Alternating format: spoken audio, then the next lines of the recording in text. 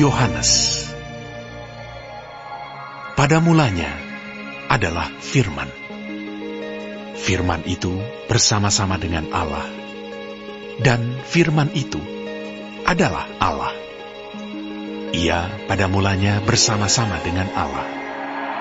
Segala sesuatu dijadikan oleh Dia, dan tanpa Dia tidak ada sesuatu pun yang telah jadi dari segala yang telah dijadikan. Dalam Dia ada hidup, dan hidup itu adalah terang manusia. Terang itu bercahaya di dalam kegelapan, dan kegelapan itu tidak menguasainya. Datanglah seorang yang diutus Allah, namanya Yohanes. Ia datang sebagai saksi untuk memberi kesaksian tentang terang itu, supaya oleh Dia semua orang menjadi percaya. Ia bukan terang itu, tetapi Ia harus memberi kesaksian tentang terang itu. Terang yang sesungguhnya, yang menerangi setiap orang, sedang datang ke dalam dunia. Ia telah ada di dalam dunia, dan dunia dijadikan olehnya, tetapi dunia tidak mengenalnya. Ia datang kepada milik kepunyaannya, tetapi orang-orang kepunyaannya itu tidak menerimanya. Tetapi semua orang yang menerimanya diberinya kuasa supaya menjadi anak-anak Allah, yaitu mereka yang percaya dalam namanya. Orang-orang yang diperanakan bukan dari darah atau dari daging, bukan pula secara jasmani oleh keinginan seorang laki-laki, melainkan dari Allah. Firman itu telah menjadi manusia dan diam di antara kita, dan kita telah melihat kemuliaannya, yaitu kemuliaan yang diberikan kepadanya sebagai anak tunggal Bapa, penuh kasih karunia dan kebenaran. Yohanes memberi kesaksian tentang Dia dan berseru, katanya, "Inilah Dia yang kumaksudkan ketika aku berkata, kemudian daripadaku akan datang Dia yang telah mendahului aku, sebab Dia telah ada sebelum aku." Karena dari kepenuhannya kita semua telah menerima kasih karunia demi kasih karunia. Sebab hukum Taurat diberikan oleh Musa, tetapi kasih karunia dan kebenaran datang oleh Yesus Kristus. Tidak seorang pun yang pernah melihat Allah, tetapi anak tunggal Allah yang ada di pangkuan Bapa, Dialah yang menyatakannya.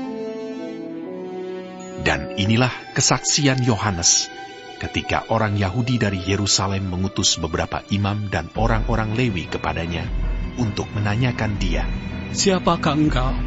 Ia mengaku dan tidak berdusta, katanya, "Aku bukan Mesias." Lalu mereka bertanya kepadanya, "Kalau begitu, siapakah engkau?" "Elia." Dan ia menjawab, "Bukan." "Engkaukah nabi yang akan datang?" Dan ia menjawab, "Bukan." Maka kata mereka kepadanya, "Siapakah engkau? Sebab kami harus memberi jawab kepada mereka yang mengutus kami. Apakah katamu tentang dirimu sendiri?" Jawabnya, "Akulah suara orang yang berseru-seru di padang gurun. Luruskanlah jalan Tuhan, seperti yang telah dikatakan Nabi Yesaya."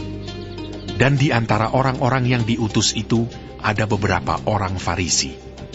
Mereka bertanya kepadanya, katanya, "Mengapakah engkau membaptis, jikalau engkau bukan Mesias, bukan Elia, dan bukan Nabi yang akan datang?" Yohanes menjawab mereka, katanya, "Aku membaptis dengan air, tetapi di tengah-tengah kamu berdiri Dia yang tidak kamu kenal, yaitu Dia yang datang kemudian daripadaku. Membuka tali kasutnya pun aku tidak layak." Hal itu terjadi di Betania yang di seberang sungai Yordan, di mana Yohanes membaptis. Pada keesokan harinya, Yohanes melihat Yesus datang kepadanya, dan ia berkata, "Lihatlah anak domba Allah yang menghapus dosa dunia. Dialah yang kumaksud ketika kukatakan, kemudian daripadaku akan datang seorang yang telah mendahului aku, sebab Dia telah ada sebelum aku." Dan aku sendiri pun mula-mula tidak mengenal dia. Tetapi untuk itulah aku datang dan membaptis dengan air, supaya ia dinyatakan kepada Israel. Dan Yohanes memberi kesaksian. Katanya, Aku telah melihat Roh turun dari langit seperti merpati, dan ia tinggal di atasnya. Dan aku pun tidak mengenalnya, tetapi dia yang mengutus aku untuk membaptis dengan air telah berfirman kepadaku, jikalau engkau melihat Roh itu turun ke atas seseorang dan tinggal di atasnya, dialah itu yang akan membaptis dengan Roh Kudus. Dan aku telah melihatnya dan memberi kesaksian. Ia inilah Anak Allah. pada keesokan harinya, Yohanes berdiri di situ pula dengan 2 orang muridnya. Dan ketika ia melihat Yesus lewat, ia berkata, Lihatlah Anak Domba Allah. Kedua murid itu mendengar apa yang dikatakannya itu. Lalu mereka pergi mengikut Yesus. Tetapi Yesus menoleh ke belakang. Ia melihat bahwa mereka mengikut dia, lalu berkata kepada mereka, Apakah yang kamu cari? Kata mereka kepadanya, Rabi, artinya guru. di manakah engkau tinggal? Ia berkata kepada mereka. Marilah, dan kamu akan melihatnya. Mereka pun datang dan melihat di mana ia tinggal. Dan hari itu mereka tinggal bersama-sama dengan dia. Waktu itu kira-kira pukul 4. Salah seorang dari keduanya yang mendengar perkataan Yohanes lalu mengikut Yesus adalah Andreas, saudara Simon Petrus. Andreas mula-mula bertemu dengan Simon saudaranya, dan ia berkata kepadanya, Kami telah menemukan Mesias. artinya Kristus. Ia membawanya kepada Yesus. Yesus memandang dia dan berkata, Engkau Simon, anak Yohanes. Engkau akan dinamakan Kefas. artinya Petrus. Pada keesokan harinya, Yesus memutuskan untuk berangkat ke Galilea. Ia bertemu dengan Filipus dan berkata kepadanya, Ikutlah aku. Filipus itu berasal dari Betsaida, kota Andreas dan Petrus. Filipus bertemu dengan Natanael dan berkata kepadanya, Kami telah menemukan dia yang disebut oleh Musa dalam kitab Taurat dan oleh para nabi, yaitu Yesus, anak Yusuf dari Nazaret. Kata Natanael kepadanya.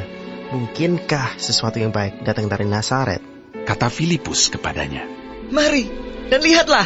Yesus melihat Natanael datang kepadanya, lalu berkata tentang dia, Lihat, inilah seorang Israel sejati. Tidak ada kepalsuan di dalamnya. Kata Natanael kepadanya. Bagaimana engkau mengenal aku? Jawab Yesus kepadanya. Sebelum Filipus memanggil engkau, aku telah melihat engkau di bawah pohon ara. Kata Natanael kepadanya. Rabi, engkau anak Allah. Engkau Raja orang Israel. Yesus menjawab, katanya, Karena aku berkata kepadamu, aku melihat engkau di bawah pohon ara, maka engkau percaya. Engkau akan melihat hal-hal yang lebih besar daripada itu.